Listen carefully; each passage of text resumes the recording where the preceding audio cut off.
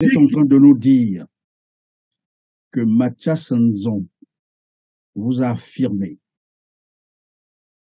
que l'argent qui se trouvait dans un compte bancaire, donc les 14 000 milliards, venait d'être déplacé vers un autre compte à l'étranger par Denis Sassou Nguesso et son fils, sans que l'Assemblée, le Sénat ou qui que ce soit Ils sont ne soit courants. informé. Oui. Il dit, M. Sangou, si vous voulez sauver le pays, je vous donne un autre élément capital que vous pouvez insérer dans votre plainte. Si dans vos plaintes, il y a des détournements publics au palais, je vous donne un autre élément que je viens d'apprendre. Je suis ce ministre-là qui avait initié le compte des générations futures. Donc, je suis d'abord de fonction banquier.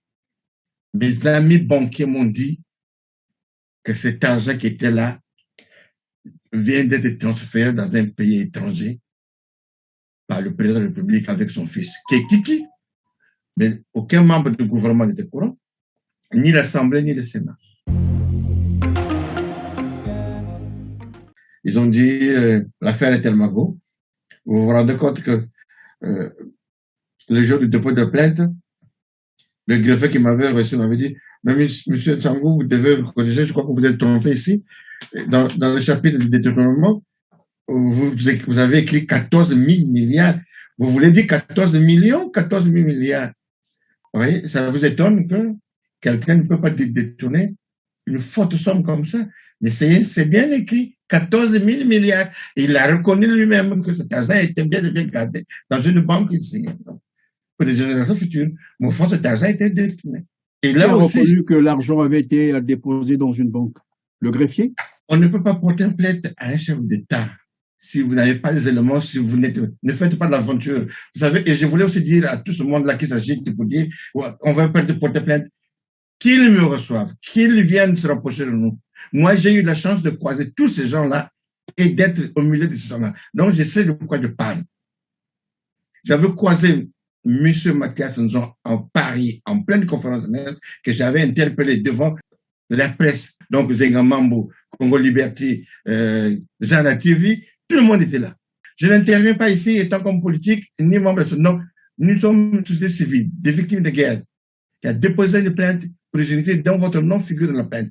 Est-ce que demain matin, vous êtes capable, si on vous appelle, vous venez répondre devant la justice, est-ce que vous pouvez répondre ici devant les gens, vous êtes capable de le faire demain? Monsieur Mathias Nzon m'a répondu pendant moins 20 minutes, alors que dans la salle, il y avait eu l'invitation. C'était de ce poste, je voulais même me prendre au cou. Il a dit, ne le touchez pas. Monsieur Sangwa a le droit de s'exprimer et c'est depuis le pays que nous avons appris qu'il y a des compatriotes qui ont créé une association de victimes de l'eau qui est déposée plainte. D'abord, c'est une première fois dans l'histoire de notre pays, nous nous encourageons. Mais M. Sangou, je voulais seulement vous dire ici que je n'ai pas participé à la guerre. Je suis allé porter la pierre de la défense à la sortie de la guerre. Il dit, mais la réunion qui était là en place, vous avez pris part. Il avait encore ajouté quelque chose qui est capital. Et prenez-le, monsieur Perrin, pour le peuple le sache. Il dit, M. Sangou, si vous voulez sauver le pays, je vous donne un autre élément capital que vous pouvez insérer dans votre plainte. Si dans vos plaintes, il y a des détournements publics au palais, je vous donne un autre élément que je viens d'apprendre. Je suis ce ministre-là qui avait initié le compte des générations futures. Donc, je suis d'abord de fonction banquier. Mes amis banquiers m'ont dit que cet argent qui était là vient d'être transféré dans un pays étranger par le président de la République avec son fils, qui est Kiki. Mais aucun membre du gouvernement n'était au courant, ni l'Assemblée, ni le Sénat. Pardon, donc, monsieur Michel Sangou. Je le prends pour que vous soyez votre confrère. Ça, Ouais, c'est vous êtes en train de nous dire que Mathias Nzon vous a affirmé que l'argent qui se trouvait dans un compte bancaire, donc les 14 000 milliards, venait d'être déplacé vers un autre compte à l'étranger par Denis Sassou Nguesso et son fils, sans que l'Assemblée, le Sénat ou qui que ce soit ne soit informé. Oui.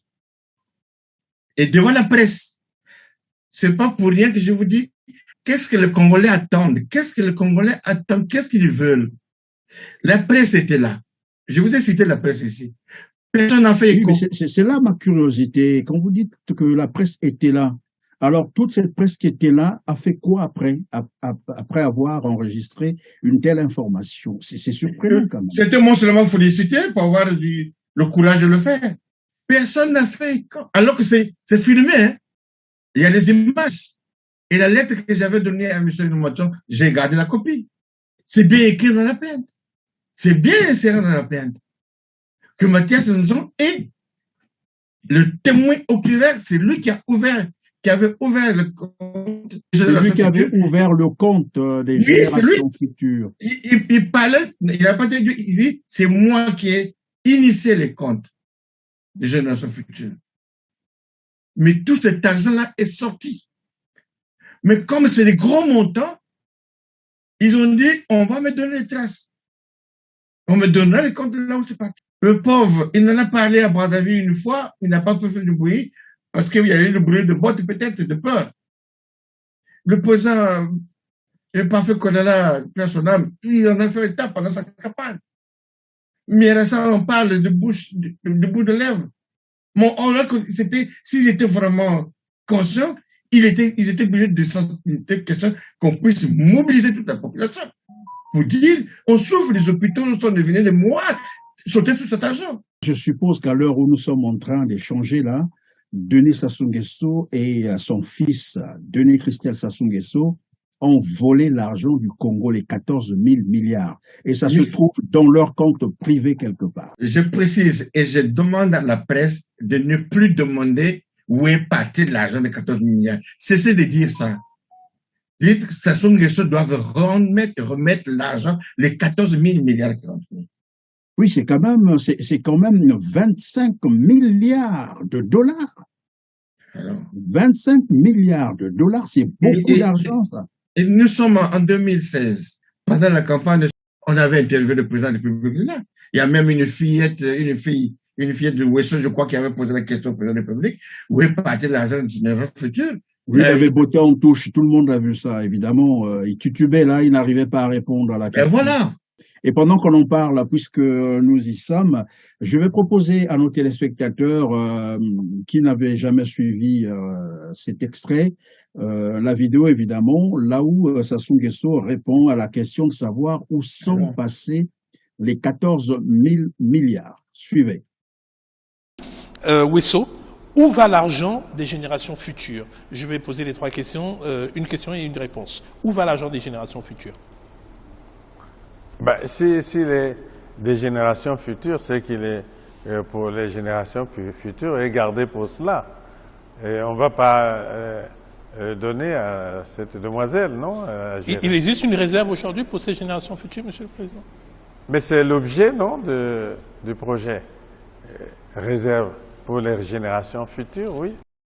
Bien voilà, je crois que désormais les gens sont fixés et je récapitule que vous êtes intervenu une fois lors d'une conférence de presse organisée par Monsieur Mathias Nzon, et à cette intervention, Mathias vous répondait que c'est lui qui avait initié le compte, évidemment, et il a été surpris que ses amis, ses collègues lui apprennent que finalement l'argent en question avait été déplacé vers un autre compte à l'étranger par Denis Sassou Nguesso et son fils Christel Sassou Nguesso, sans que le gouvernement congolais ne soit informé, ni l'Assemblée, ni le Sénat, ni qui que ce soit. Mais je pense que le ministre des Finances de l'époque devait être informé parce que cet argent ne pouvait pas sortir sans sa signature.